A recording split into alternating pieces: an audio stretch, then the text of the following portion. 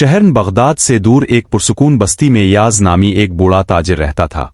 उम्र के आखिरी हिस्से में पहुंचकर इसने अपना कारोबार छोड़ दिया और इसे अपने दोनों बेटों के हवाले कर दिया।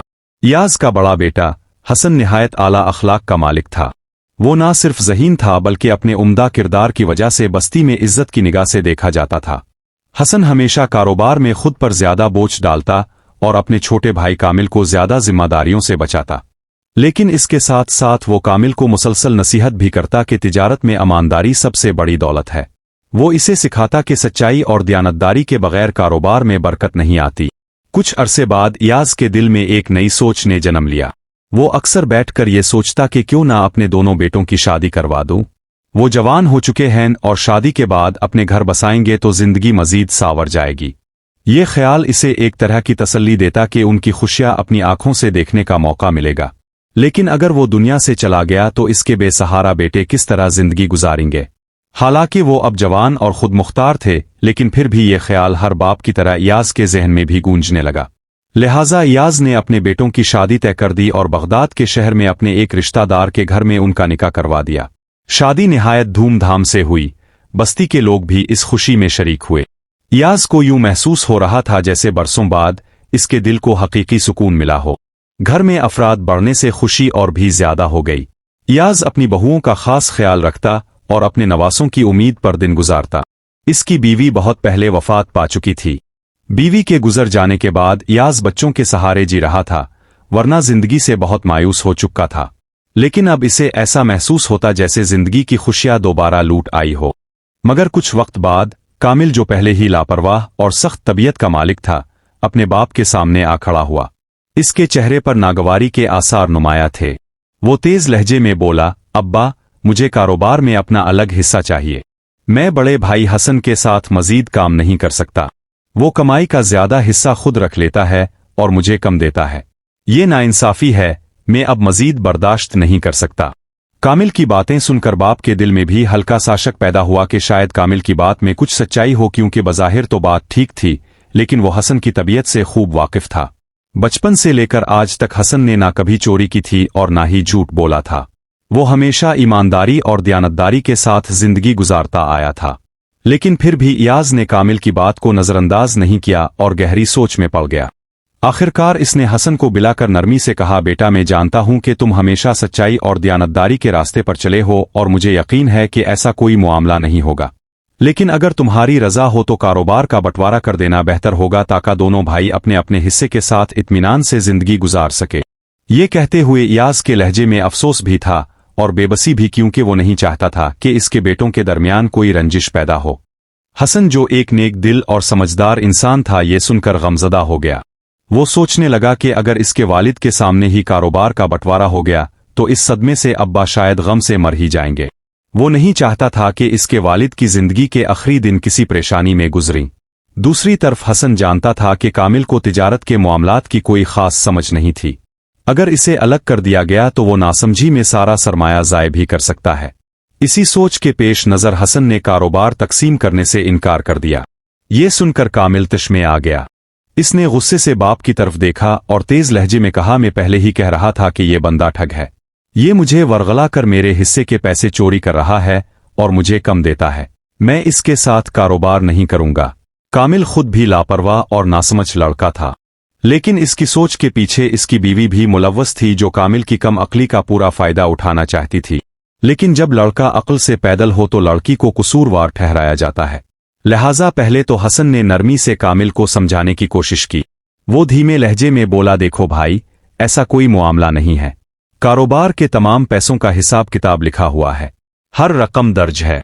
अगर सब कुछ साफ तौर पर लिखा जा रहा है तो फिर मैं कैसे पैसे चोरी कर सकता हूं। लेकिन कामिल अपनी जिद पर डटा रहा और हसन की बातों पर यकीन करने के लिए तैयार ना था। ये देखकर हसन ने मजीद वजाहत के लिए कहा, अगर तुम्हें मेरे इखलास पर शक है तो हमारे साथ जो 2 मजदूर काम कर रहे हैं, जाकर उनसे पूछ लो। याज ने गहरी सांस ली और कहा, नहीं, घर की बात बाहर ले जाने की कोई जरूरत नहीं। फिर इसने हसन की तरफ देखा और नरम लहजे में बोला, बेटा, बस छोड़ो ये मामला, कारोबार का हिसाब कर लो। आधा हिस्सा तुम्हारा और आधा कामिल का। जब तक मैं जिंदा हूं मुझे बस इतने पैसे दे दिया करना कि मेरा गुजारा हो जाए। बाकी कमाई से तुम दोनों अपनी जिंदगी संवारो। याज के ये अल्फाज हसन के दिल पर तीर की तरह लगे। इसे शदीद दुख हुआ कि जिस बाप ने उन्हें काबिल बनाया, जो हमेशा उनके लिए साया बने रहे, आज उन्हें के सामने उनके माल को तकसीम कर दिया गया। ये एक ऐसा दर्द था जिसे सिर्फ एक बाप ही समझ सकता था, और ये महज कामिल की बेवकूफ़ी की वजह से। मगर इसने जब्त किया। वो नहीं चाहता था कि मजीद कोई तलखी पैदा हो, लिहाजा इसने खामोशी से बाप की बात मान ली और सबके सामने कारोबार का बंटवारा कर दिया। अब दोनों भाई अपने अपने हिस्से के मालिक बने। दूर दराज इलाकों से कपड़ा, मुसालहा जात वगैरह लाकर बगदाद में फरोख्त किए जाते थे। हसन जानता था कि कामिल की फितरत लापरवाही की है और वो कारोबार चलाने की सलाहियत नहीं रखता।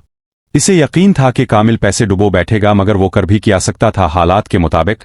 इसे यही सब सहना था। वक्त गुजरता रहा। दोनों भाई एक ही घर में रहते थे, मगर कारोबार अलग अलग था। पहले जो 2 मजदूर उनके साथ काम करते थे वो भी तकसीम हो गए, एक कामिल के साथ और एक हसन के साथ।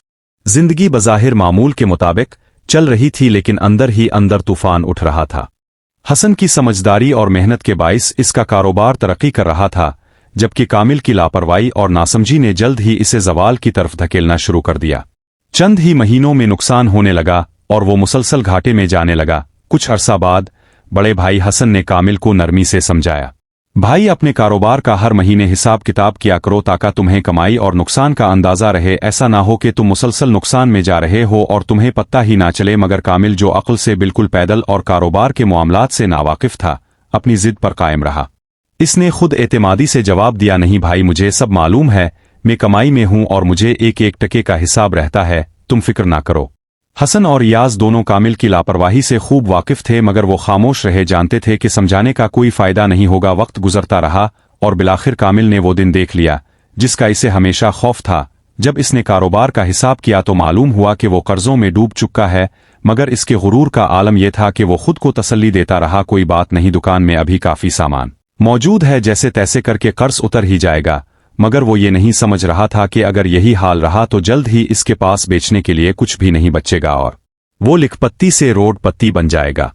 वक्त गुजरता गया और एक दिन वो भी आया जब कामिल की दुकान में सामान कम होने लगा। वो जो कभी शान से कहता था कि सब कुछ इसके काबू में है, अब आहिस्ता आहिस्ता हकीकत के करीब पहुंच रहा था। बाप और हसन दोनों कामिल की ये दलेराना मगर हकीकत से खाली बातें सुनकर सोच में पड़ जाते कि शायद इसने कहीं और जगह पैसे लगा रखे हों, शायद वो कुछ और मंसूबा बना रहा हो, मगर सच तो जल्द ही खिलकर सामने आने वाला था। कुछ अरसा बाद आखिरकार कामिल कंगाल हो गया। एक दिन वो बोझल कदमों के साथ बाप के पास आया और बेबसी से कहने लगा, अब्बा, मैं मुसलसल नुकसान क्यों कर रहा हूं? मैं तो सब कुछ ठीक से करता हूं, फिर भी मेरा कारोबार डूब गया। और देखे, हसन का कारोबार दुगना हो चुका है। आखिर इसकी क्या वजह है?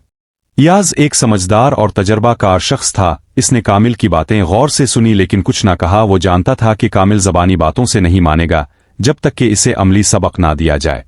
अयाज ने कामिल को समझाने के लिए मुस्कुरा कर हसन से पूछा, बेटा, तुम्हारा बटवा भी तो गायब है, तुम क्यों शोर नहीं मचा रहे? हसन ने अदब से जवाब दिया, अब्बा, शायद मैं कहीं भूल आया हूं, अगर किसी ने लिया भी है तो वो इसी घर में ही खर्च करेगा जो हम सबका है। अयाज ने कामिल की तरफ देखा और कहा, बेटा, यही फर्क है तुम में और हसन में। वो नुकसान पर सब्र करता है, तुम इल्जाम लगाते हो, वो मेहनत पर यकीन रखता है, तुम किस्मत पर। हसन की यही खूबी इसे कामयाब बनाती है और तुम्हारी यही जल्दबाजी तुम्हें नाकाम कर रही है। कुछ वक्त बाद जब बाप ने दोनों का रवैया देखा तो इसने अशरफियों के थैले निकाल कर सामने रख दिए। कामिल और हसन हैरत में पड़ गया कि ये क्या माजुर्रा है। बाप ने कामिल की तरफ देखा और गहरी आवाज में कहा, बेटा, तुम दूर दराज इलाकों से सामान लाते हो, मेहनत भी करते हो, लेकिन नाकामी की वजह यह है कि तुमने महज चंद अशरफियों के लिए अपने बाप और बड़े भाई पर इल्जाम तराशी की। इसका मतलब है कि तुम्हारे लिए रिश्तों से ज्यादा दौलत की भूख अहम है। तुम्हारी लालच और लापरवाही का नतीजा ही ये बंटवारा था, वरना अगर तुम्हारे दिल में सच्चाई और भाईचारा होता तो आज तुम अपने भाई के साथ मिलकर कारोबार को बहुत आगे ले जा चुके होते। मैंने सिर्फ तुमसे पैसे नहीं लिए थे, बल्कि हसन के थैले में तुमसे कई ज्यादा अशरफिया थी, मगर वो खामोश रहा। इसे मालूम था कि ये पैसे तो मैंने रखे हैं, इसके अपने भाई ने। इसके नजदीक इस बात से कोई फर्क नहीं पड़ता था कि दौलत मेरे पास हो इसके पास, क्योंकि आखिर में ये सब इसी घर के लिए था। बाप के खामोश होते ही हसन ने धीमे लहजे में कहा, कामिल भाई, अगर आज तक तुम कारोबार में टके हुए हो तो कभी सोचा है, क्यों अपने किसी मजदूर से पूछो कि तुम अब तक कैसे संभले हुए हो, वरना तुमने तो कब का अपने हिस्से का घर भी कारोबार में बेच दिया होता। कामिल ने बात को जानने के लिए जल्दी मजदूर को बुलाया और कहा, यह क्या कह रहा है? मजदूर ने कहा, मालिक, हसन भाई बिल्कुल सच कह रहे हैं, जब भी मैं सुबह दुकान खोलता तो हसन भाई आकर अब के सारा हिसाब देखते, जो नुकसान होता वो खामोशी से अपनी जेब से पैसे निकाल कर मुझे देते और कुछ इजाफी पैसे देते और कहते ये पैसों में शामिल कर दो और जो इजाफी अशरफिया दी है इसे अपने पास महफूज रखो, कामिल को मत बताओ ताकि वो कारोबार सीखे, नुकसान तो होता रहेगा लेकिन चुल्लू वो कुछ तो सीख लेगा, जितना कर्ज अब पर चढ़ा हुआ है इससे कहीं ज्यादा रकम हसन भाई ने मुझे थोड़ा थोड़ा करके दी है, मैंने ये पैसे अब की अमानत समझ कर रखे हैं, अगर अब चाही तो मैं अभी के अभी आपको लूटा देता हूं। कामिल की आंखें आंसुओं से भर गईं और वो चीख चीख कर रोते हुए बाप और भाई के गले लग गया।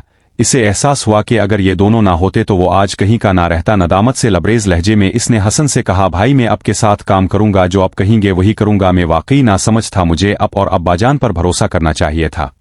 हसन ने मुस्कुराते हुए इसे गिले लगा लिया और यूं दोनों भाई एक होकर कारोबार में मसरूफ हो गए, जबकि बाप की खुशी का कोई ठिकाना ना था।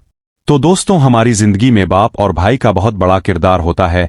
ये रिश्ते बेमिसाल होते हैं, मगर अफसोस के आजकल कुछ लोग चंद पैसों के लिए उन कीमती रिश्तों को तोड़ देते हैं, जिसका अंजाम बाद में बहुत भारी पड़ता है। याद रखे, किसी भी काम में चाहे वो अपना हो या किसी और का, ईमानदारी, खुश इखलाकी और नेक नीति कामयाबी को कभी नहीं छोड़ना चाहिए, क्योंकि कामयाबी सिर्फ मेहनत से नहीं बल्कि अल्लाह की रजा, ईमानदारी, माँ बाप की दुआओं और गरीबों की मदद से मिलती है। अगर सिर्फ मेहनत ही सब कुछ होती तो मजदूर सबसे अमीर होता। मुझे उम्मीद है कि आपने इस कहानी से बहुत कुछ सीखा होगा। हमारे चैनल पर हर कहानी में एक गहरा सबक छुपा होता है, तो अगर आपने हमारी वीडियोस नहीं देखे, हमारे चैनल विजडम कॉर्नर को सब्सक्राइब करें और घंटी का बटन दबाना ना भूलें। अगर वीडियो पसंद आई हो तो लाइक और शेयर जरूर करें। आपके ताउन का शुक्रिया।